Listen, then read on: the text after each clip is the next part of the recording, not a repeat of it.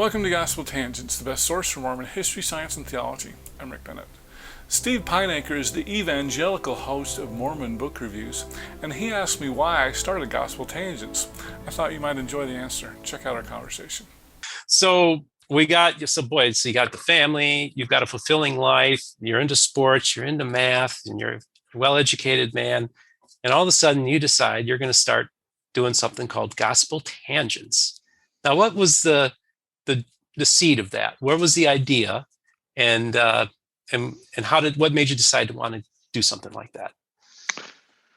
Well, I've always been really interested in the scriptures and church history. I guess the first seed. I don't know if do you remember the old TV show Mysteries of the Bible? It was on A&E or the biography Oh, channel. yes.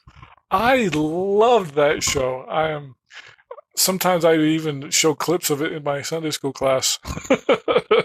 And I don't know. I've always been a huge Bible fan, Book of Mormon fan, and so about when was it? Right after. So when I went back to get my master's degree, I quit my job and decided to go back to school, and I got a part-time job, and I had a lot more time.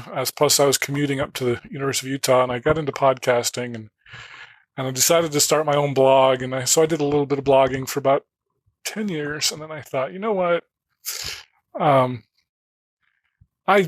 like this. I'm gonna put my name out there, and we'll see if anybody listens. And so I decided to start Gospel Tangents. Let's see, this is my 5th year, so about 4.5 years ago. So, and I should mention the name.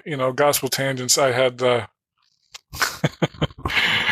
a couple of friends in college, and they were debating about whether Adam had a belly button or not, which apparently I didn't know at the time, somehow related to the Adam God doctrine. I don't know how that works, but anyway, so we were standing there talking, kind of debating this, and I don't know that anybody even would ever know, and the one guy made a quip, yeah, this is the Gospel Tangents class out in the hall. And I just thought that was the coolest name.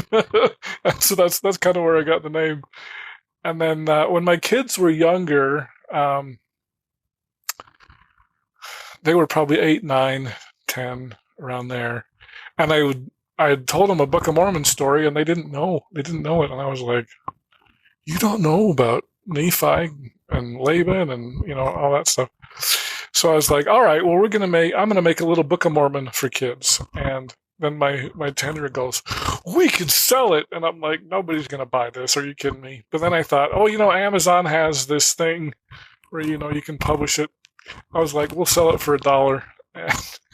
And I was shocked. So my kids drew these little stick figure drawings. They're not good at all. But, that were what they did. And the purpose was just to teach them about the scriptures, and I printed out a copy.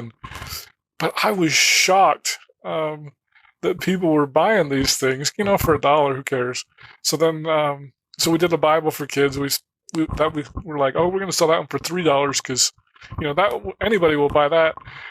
And so I kind of did that under the Gospel Tangents umbrella at the time. But yeah, it was about 4.5 years ago when I finally said, I love Mormon history. I'm gonna start doing this. So Now, were you always I know you've mentioned mysteries of the Bible and how interesting that.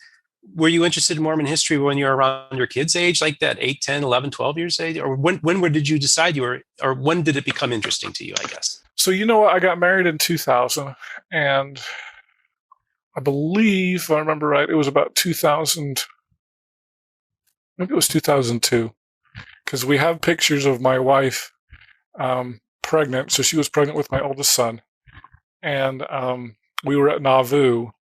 And so my sister said, hey, it's the brand new open house. We should go see the Nauvoo temple. And, that's such an important temple historically for Mormons. And so we decided it's the only time we've ever done a family trip. So my parents went, my sister went, we went, and we went to Nauvoo and went through the temple.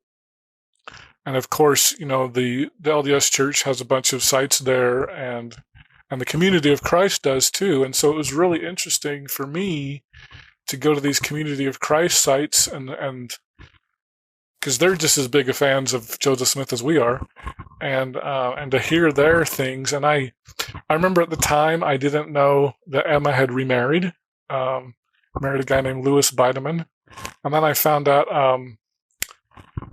in college the LDS Church has this thing called LDS Institute, and it's like a church building.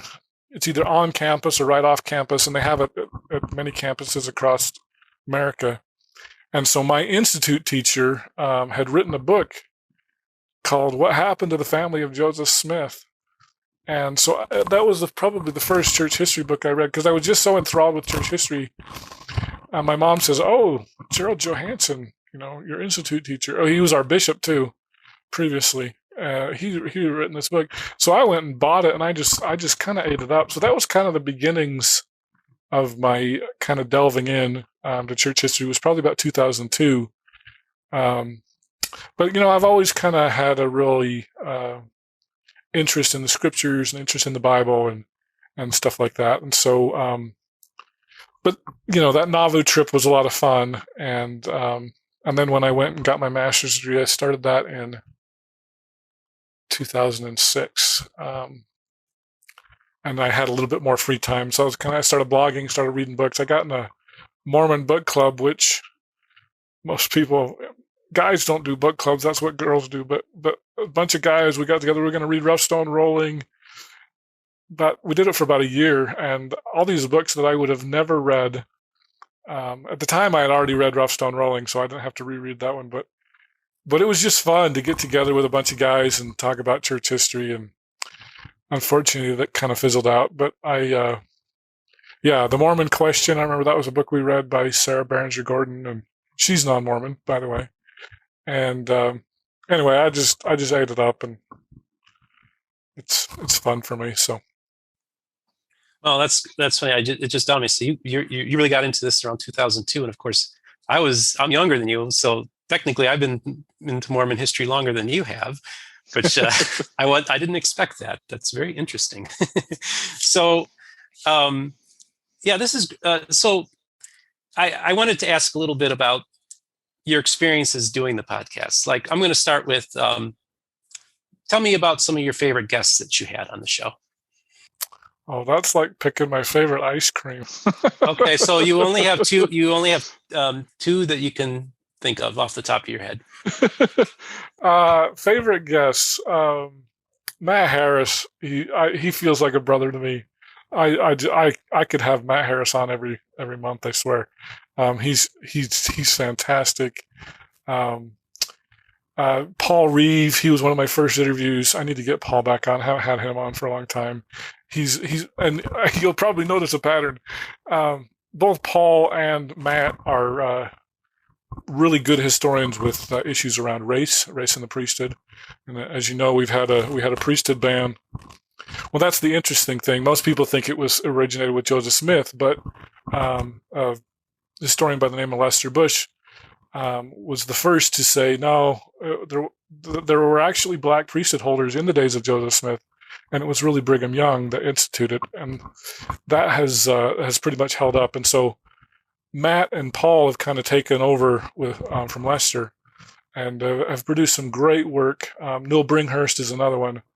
That's one of my favorite subjects. I found it's not necessarily the favorite subjects of my audience, but it's one of my personal favorite topics, is to talk about racial issues and blacks in the priesthood.